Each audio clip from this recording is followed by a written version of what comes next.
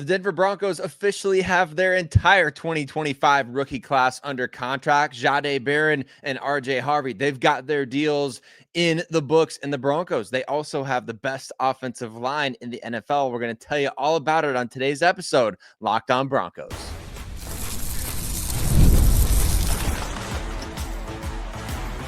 You are Locked On Broncos, your daily Denver Broncos podcast. Part of the Locked On Podcast Network, your team every day. The Denver Broncos officially have their entire 2025 NFL draft class signed and ready to go for 2025 training camp. Jahdae Barron, the team's first-round pick, and Harvey, the team's second-round pick. They've got deals in place. 4-year contracts for both players. Of course, our good friend Mike Kliss over there at 9 News, he broke the news initially that the Broncos agreed to terms with running back Harvey on a 4-year contract. And just one day before that, his teammate Jahdae Barron agreed to his 4-year contract. And we've got plenty to talk about with those two deals, as well as the Denver Broncos having the best offensive line in the NFL. Doesn't get talked about enough. We're continuing our training camp previews by talking about the big guys up front on the offensive line in Broncos Country. I salute to every single one of you that makes Locked On Broncos your first listen of the day every single day. If you're new to the show, my name is Sayre Bedinger. I am the co-host here at Locked On Broncos, as well as the site expert at Predominantly Orange. And if you haven't already done so, go ahead, hit subscribe wherever you listen to podcasts, as well as on YouTube, so you don't miss a single bit of Denver Broncos news, content coverage, and more. Let's talk about the big news of the day. The rookies getting their deals signed. Of course, Jahdae Barron was the first out of the two. The last rookie for the Broncos to sign was Harvey, and there's some backstory to that, or at least there's some explanation for that. But Jahdae Barron is an interesting case because previously, he was one of just 2 first-round picks, the other being Shemar Stewart of the Cincinnati Bengals, to not have his deal signed. And of course, we're all seeing how contentious that situation is with Shemar Stewart and the Cincinnati Bengals, to the point that he's like practicing at Texas A&M's campus. Obviously, he can't play there this year, but he could sit out this season and re-enter the 2026 NFL draft. Things did not get to that point with Jahdae Barron and the Denver Broncos, which is good news. There was really never any reason to worry. Of course, every single year, there's going to be different negotiations that go on behind the scenes, even though these rookie contracts are predetermined by the NFL collective bargaining agreement with the NFLPA. That's the reason why they do all this stuff. But the salary cap going up means that a percentage of the salary cap, in terms of, or at least a percentage of the overall pie for what these rookies are getting with their signing bonus, their, first year cash, all those sorts of things matter. And when you look at the last couple of years, the past 2 20th overall picks before Jahdae Barron, Jackson Smith-Njigba, the wide receiver for the Seahawks back in 2023, and then Troy Fautanu, the offensive lineman for the Pittsburgh Steelers. Those guys both received in the realm of 7.3, 7.5 million in terms of their signing bonus and money guaranteed to them in year one. That was part of their year one cash flow. Well, now that the salary cap has continued to increase and other factors are part of it, Jahdae Barron ended up getting nearly 9.8 million in terms of that signing bonus, according to Mike Kliss. And that's significant because that's a $2 million boost from what we had previously seen in years past. That's over half the contract, or it's all, an $18 million deal where you're getting 9.8 million up front in terms of a signing bonus. That's a lot of guaranteed money. And we're seeing already these first round picks and some high second round picks getting a lot more guaranteed money than usual, which is exactly why the majority of second round picks around the NFL had not signed leading up to, I guess, mid-July here, where players are finally now getting into the fold, getting under contract. But it took a long time because the Houston Texans gave Jaden Higgins, the 34th overall pick in the draft, a fully guaranteed contract. And that's unprecedented for second round picks. So of course, then you have agents and player agents, they're talking to teams and they're thinking, well, if that guy's getting a fully guaranteed deal, my guy should get a fully guaranteed deal, right? And so you have this log jam at the top of round 2, which led to 30 out of the 32 picks being unsigned going into the week where teams are having rookies report. And of course, deadlines, they spark action, don't they? And that's where the action started.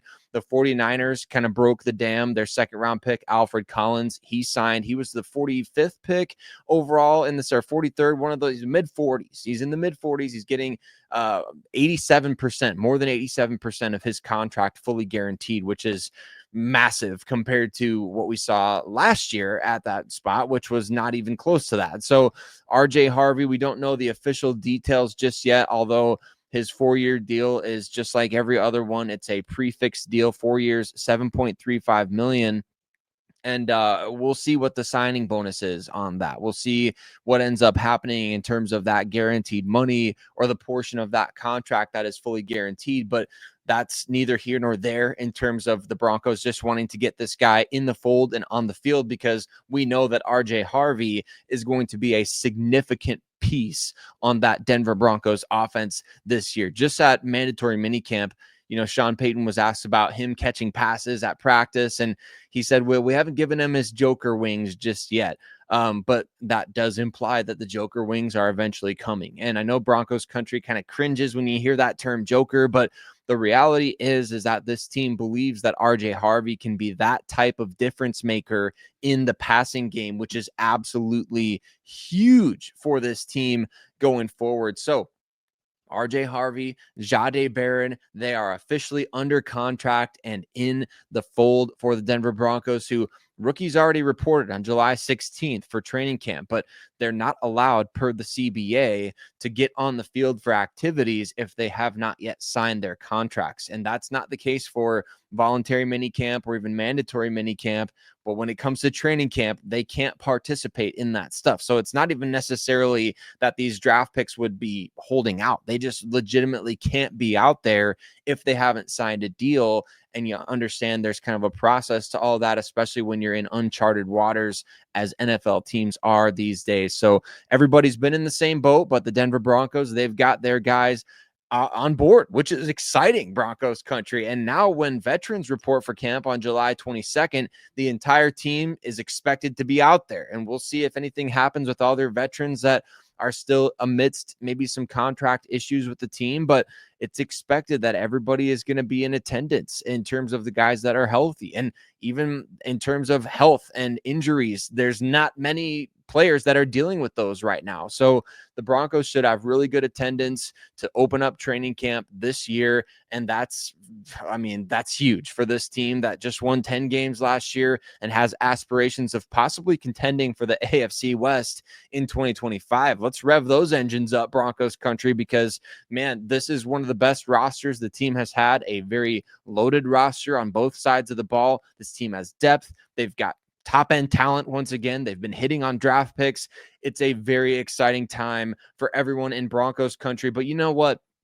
It wouldn't be as exciting of a time if the Denver Broncos didn't have one of the best offensive lines in the NFL. The Broncos and fans can all sleep easy every single night knowing that this team has one of, if not the best offensive line in the NFL this year. And you know what's a huge part of that is continuity. Not many teams get the privilege of continuity year after year, at least not with good players, right? And so the Denver Broncos, they have that, and that's exactly what we're going to be talking about coming up next on today's episode, Locked On Broncos.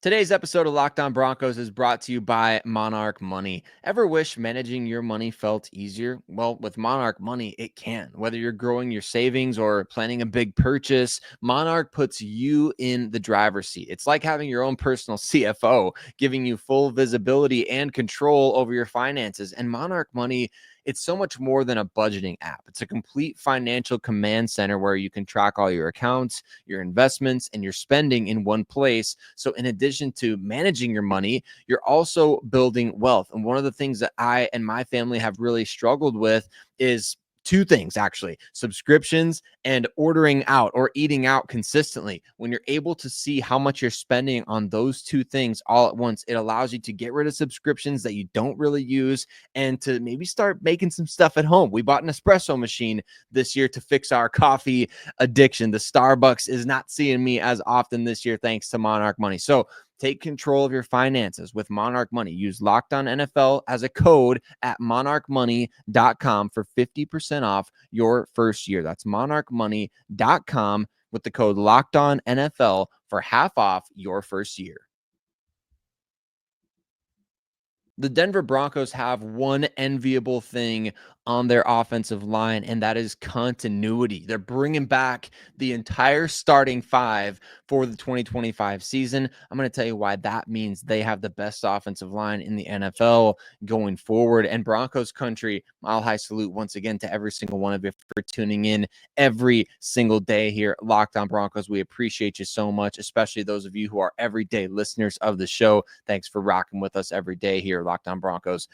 And let's talk about continuity on the offensive line, because when you look at the Denver offensive line, this was a major problem area when Sean Payton got into the building, wasn't it? This was one of those areas of the team where you couldn't help but wonder, how much longer is Garrett Bowles really going to be around? What is, Lloyd Cushenberry? Is he a bust as a third round pick? Should we have expected him to be as much as we did when he was a third round pick, right? Quinn Miners, what's he going to develop into? Is he going to be a long-term fixture? The Broncos did not have any answer at right tackle. They did not have any answer at left guard. There was so much going on when Sean Payton got to the team in 2023, and he understands as well as anybody, if you can win in the trenches on either side of the ball in the NFL, you raise the proverbial floor of your team substantially. And the Broncos did that, didn't they? I mean, after being one of the worst teams in the NFL in 2022, with arguably some of the worst trench play in the league in 2022, they upgraded both the offensive and the defensive lines in 2023, and they ended up winning 8 games. They continue to improve those units in 2024, and they win 10 games. So you see what's going on here in Denver is that they've raised the floor of the entire team by being elite in the trenches on both sides of the ball. It just gives you such a margin for error that you can stay in any game. If your quarterback is not getting sacked a ton, and yes, we know that the quarterback is responsible a lot of times for getting sacked, but you're also responsible for creating run lanes. You're responsible for keeping star pass rushers at bay. I mean, there's so much that the offensive line is responsible for, and continuity on the offensive line, that was like jumbo shrimp for the Denver Broncos. There was no such thing, right? It's like an oxymoron. Continuity on the O-line, nobody had even seen anything like that, at least no continuity that anybody wanted any part of. And so when Sean Payton got to the team, he signs Mike McGlinchey as one of his big ticket free agent pickups. And that signing was highly contested at the time. Broncos Country, you all remember it well. Ben Powers comes over from the Baltimore Ravens. All of a sudden, you've got 2 starters through free agency in a year in which you didn't have a first-round pick or even a second-round pick until you traded up to get Marvin Mims. You bring these 2 guys in. It's helped establish a culture on the offensive line, and it's given you that continuity that teams would do a lot of stuff to have the type of level of play the Broncos have on the O-line, as well as that continuity. You talk about a team that's been in the top 5 of run block win rate and pass block win rate over the last 2 years, according to ESPN. That is absolutely massive. And we just saw on the Locked On NFL Top 100 Players, Quinn Miners was representing the unit as the 70th overall player and one of the top 5 guards in football. Actually, Quinn was a first-team All-Pro last year, so he probably should have been even a little bit higher on that list. But regardless, what you've done is you've brought in the right people to develop offensive line. You've emphasized it properly in terms of getting guys in the starting lineup, and you've also shown like that player development is not just for high draft picks or highly paid players, right? Because you moved on from Lloyd Cushenberry. He gets a big money deal from the Tennessee Titans, and you slot Luke Wattenberg into the mix. And remember, other than Javonte Williams, Luke Wattenberg at the time was the only other guy that George Payton had ever traded up to get in the NFL draft. And it was a rough go for him when he got on the field in 2022, wasn't it? I mean, he got a crash course in the NFL by having to go right up against Chris Jones for some of his first reps. Wattenberg has grown a ton as a player. I think if we're being critical, we could say, hey, some of those snaps floated a little too slowly back to Bo Nix last year, but Wattenberg has been a good player for the Denver Broncos. He's developed nicely. He's now in a contract year, but to bring back a starting five on the offensive line in the NFL is, I mean, it's enviable. I don't have the numbers offhand of what other teams were able to do that this offseason, but you can bet that it's very few. And yeah, sure, some teams may have made upgrades over previous starters in around the league, and that's great. But to have that continuity is one of the biggest secret weapons for this Denver Broncos team going into the 2025 season.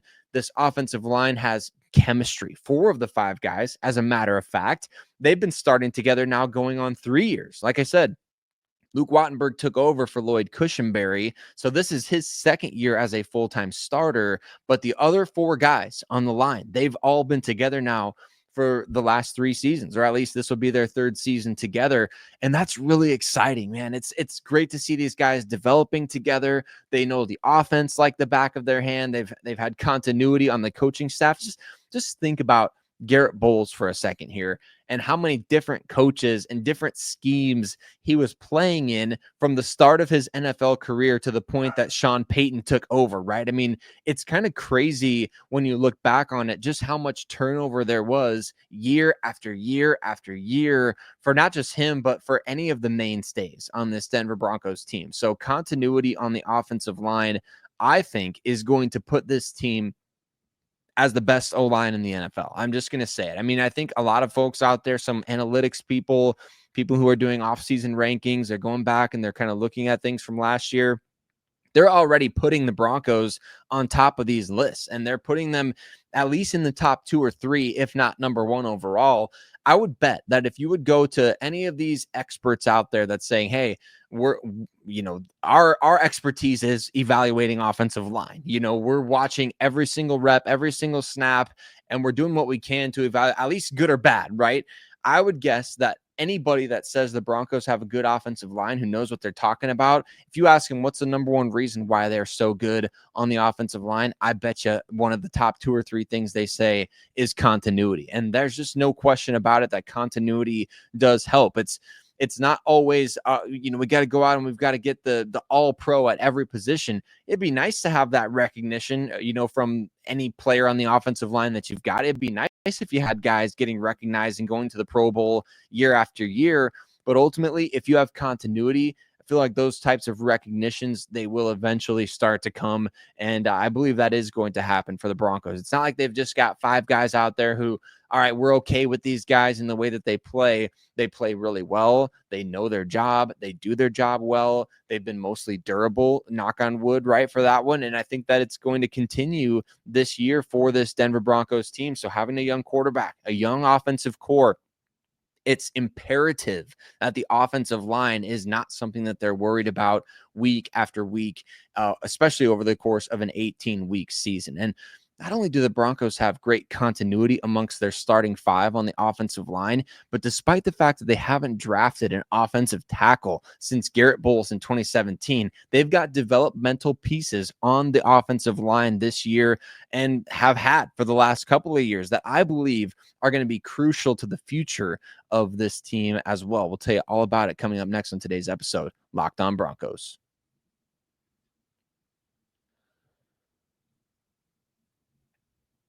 They say oftentimes that you're only as good as your depth in the NFL. And if that's the case, the Denver Broncos, they're going to be good on the offensive line in a number of different ways, right? We talked about how important continuity is. And not only do the Denver Broncos have continuity amongst their starting 5, but they also have some continuity and intriguing potential developmental pieces behind those guys, which is really exciting because they haven't drafted many players, especially not at offensive tackle, where it's been the better part of a decade since they drafted a tackle, Broncos Country. And that's exactly what we're going to talk about today. Who are these developmental pieces to be watching as training camp gets underway here in 2025? But before we talk about that, I just want to say once again, thank you to all of you that make us your first listen of the day every single day. And we appreciate you so much if you take the time to hit subscribe, like the show if you're watching on YouTube, however you do it. Don't miss TikTok as well. Don't sleep on TikTok Broncos content right now. Get us on your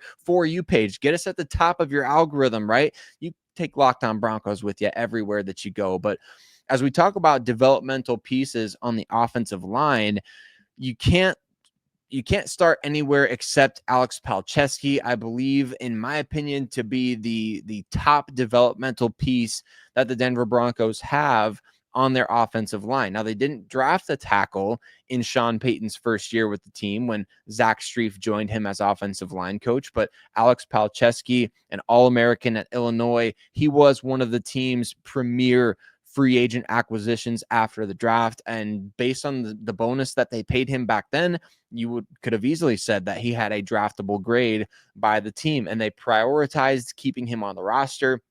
He had a great camp, had a great preseason back in 2023. The Broncos kept him around. And obviously, since then, in 2 seasons with the team, he's not only gotten on the field, but he actually started a little bit last year in place of an injured Mike McGlinchey at right tackle, and even stepped in briefly at the guard position. So he's got some swing abilities. But Sean Payton said last year during training camp that the team really believes he is a right tackle only going forward. That's due to maybe athletic limitations, maybe length limitations, whatever it is with their offense that they see as being necessities for left tackle. Palczewski is going to play on the right side. And he was really good when he started for the Broncos last year. I mean, I know the Bucs didn't end up being the best pass rushing team in the league, but certainly for the Bucs and the Jets, the 2 teams that he started against, man, you can't help but think that he held his own. And more than holding his own, like, he pitched a shutout against the Bucs, and it was impressive stuff. So you go back and watch some of that tape, and he's doing a great job of getting his hands inside, keeping guys in front of him, great footwork, all those sorts of things that you can kind of tell if you're not an offensive line coach. And I'm certainly not an offensive line coach, but you can tell, hey, this is good or this is bad, or this guy's getting beat consistently, or this guy is not getting beat consistently. Palczewski falls into that category of this guy just doesn't get beat consistently. He's hard to get by because he's a very smart player and he understands the pass rush plan of the guys that he's going against very well. And so don't want to make any mountains out of molehills just yet, but I would say that I believe Alex Palczewski has future starter potential for the Denver Broncos, and it may be at right tackle depending on, down the line what happens with Mike McGlinchey, or maybe it's at guard. I don't know what could happen there with those 2 contracts that the Broncos brought on in 2023 with Mike McGlinchey and Ben Powers. You never know when the team's going to have to move on from a big contract to keep other guys around, and so could be something to monitor there, Broncos Country. But another guy that the team really believes in is Frank Crum. Last season, the Broncos did not even try. They didn't flirt with, they did not even attempt to get Frank Crum onto the practice squad. And I think they felt like they kind of lucked out getting him after the draft in the first place. Former Wyoming star was, borderline a 10 out of 10 on the RAS scale, right? The relative athletic score scale, where he just flat out dominated the workouts in the pre-draft process. He showed, like, at 6'8", 300 plus pounds, he is not stiff. He has great athletic talent. He's explosive. He can move extremely well. And you get a guy like that in the mix that can develop under Zach Strief, who has proven his weight in gold at this point as the offensive line coach. And now he's gotten a promotion this offseason from the Denver Broncos as well. But you trust that guy with young players who have that kind of talent on the offensive line. And I think Frank Crum, we will see in this year's preseason and training camp. I'm really excited to see his growth. We don't talk a ton about the offensive line here at Locked On Broncos because it's one of those things that, like I mentioned, you kind of just go to bed at night and you rest easy thinking about the offensive line. You don't have to wonder who's going to start here, who's going to start there. Are the Broncos going to be able to keep this guy? They not only have enviable continuity, but they've got guys that are now under contract for the most part. And you just kind of feel like after what we saw from Cushenberry taking that jump in 2023, the first year under Zach Strief, and then Luke Wattenberg taking a huge jump at center, that not the Broncos may not just be able to throw anybody out there, but they might just be able to throw anybody out there at center. And so you get excited about these young guys on the offensive line getting an opportunity here in the preseason and in training camp. And I do think that we're going to see some of these veterans maybe getting some days off during camp so that the Broncos can get a look at players like Frank Crum, Alex Palczewski, and some other guys that we'll talk about in the starting lineup. We already saw last year Alex Forsyth, another developmental piece, a 7th-round pick back in 2023. I mean, yes, he had the gaffe against Kansas City on special teams, but he played pretty darn well when he filled in for an injured Luke Wattenberg at center last year, especially in the run game. Almost felt like the Broncos' run game was at the best that we saw when Forsyth was out there. And so he brings that physical element, that physical aspect to the game, and also had the benefit of snapping to Bo Nix when they were at college for a year together. So I think the depth that the Broncos have, Matt Peart coming back once again on another 1-year deal. He was the 6th man on the offensive line last year and was somebody that they brought in for their jumbo packages. You're going to see that again this coming season in all likelihood, unless the team's like, you know what, Frank Crum, he can go do this. And shoot, we might even throw Frank Crum a pass. The guy's got some decent speed out there at the, a jumbo tight end or, 6th offensive tackle position.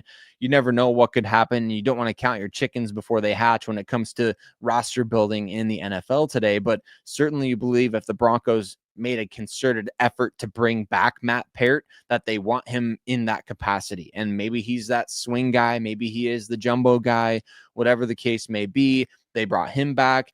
And they also made another priority addition after the draft by bringing in Clay Webb. A little bit of a situation that led to him going undrafted in terms of a thing that he did back in high school that obviously NFL teams, you ask guys about these sorts of things and you get answers, and you never know what teams are going to do if they're going to take a guy like that off their draft board. Ultimately, in terms of the legal process, he was cleared of anything with that incident. And so he's not facing any sort of league discipline. And it seems like now the Broncos can just kind of feel good about having him around. They feel good about the person. And Sean Payton reinforced that when he was asked during the offseason program that the team does feel good about Clay Webb. They like him and they believe that he can be something because they paid him accordingly in terms of his guaranteed money to be brought in, one of the top 3 guys that the Broncos picked up after the draft. And certainly as a former big-time recruit who played a little bit at Georgia before transferring to Jacksonville State, the guy's got some chops, right? He was a big-time recruit on the interior offensive line, played pretty strictly left guard at Jacksonville State. And so you wonder, are we going to see him cross-training a little bit at the center position? Are we going to see him strictly at left guard for the Broncos? I would say guard is that one area on the team right now where, yes, Calvin Throckmorton brings the experience to that spot, but it's certainly not a situation where you're thinking, oh yeah, the Broncos at guard, they've just got dudes, they've got guys that are, they can play, right? I mean, I think that's where Clay Webb can really be a factor. The same is true of 2024 7th-round pick Nick Gargiulo, who was kind of a draft and stash guy last year in the same way that Frank Crum was a, sign and stash. The Broncos had Gargiulo on the practice squad for the majority of the year. And I think he was kind of hiding out on there with an injury, that he suffered maybe in training camp or the preseason. And then late in the year, the team brought him onto the active roster, which is indicative of the fact that they were maybe fearful of losing him to another team that was perhaps sniffing around and seeing if he was available or if they could maybe offer him a spot on their roster. So if the Broncos think highly enough of him to keep him around like that, it kind of makes you wonder as we get into training camp, should we be, penciling in 9 offensive linemen or should we be penciling in 10? Because that's the big question at this point is how many guys does this team want to continue to develop behind the scene? And of those guys that they want to develop, how many can they keep on the practice squad? And if they can't get any of these guys to the practice squad that they really like, what are we going to see in terms of, does Matt Peart get cut? Calvin Throckmorton? I think you're much more likely to be able to keep a guy like Throckmorton on your practice squad as opposed to cutting somebody that you just signed after the draft or somebody that you just drafted last year. So I think we'll see the Broncos take that route. I wouldn't be shocked if the team keeps only 2 quarterbacks. I wouldn't be shocked to see 10 offensive linemen, but I'm going to go with 9 as of right now, Broncos Country. I'm going to say the team keeps 9 offensive linemen on the roster this coming season, and I think that it is going to be the starting 5 that we've mentioned with Bowles, Powers, Wattenberg, Miners, and McGlinchey, and then you have, obviously, Palczewski, Matt Peart, Alex Forsyth, and then it could be one of either Nick Gargiulo or Clay Webb for that last spot there. So we'll see, Broncos Country. We'll see what ends up happening. I, for one, though, am really excited for the first time in a long time to see the development of young guys on the offensive line, because you already know your starting 5 is solidified. Don't have to worry about those guys. Don't have to lose any sleep over them. You can kind of just watch these young players develop and see how much have they grown from year 1 to year 2, or in some cases, year 2 to year 3. That's going to be fascinating, and it could create some interesting drama down the road. But for now, Broncos got to feel good about having the best offensive line, not just the best starting 5, but I would say the best overall offensive line unit in the entire NFL. And Zach Strief, he deserves that raise that he got this offseason. But Broncos Country, our training camp previews will continue on our next episode of the show as we take an in-depth look at the interior defensive line with the Denver Broncos finally at the doorstep of training camp starting on July 22nd. So we'll catch you then. Thanks for tuning in today. We appreciate y'all so much.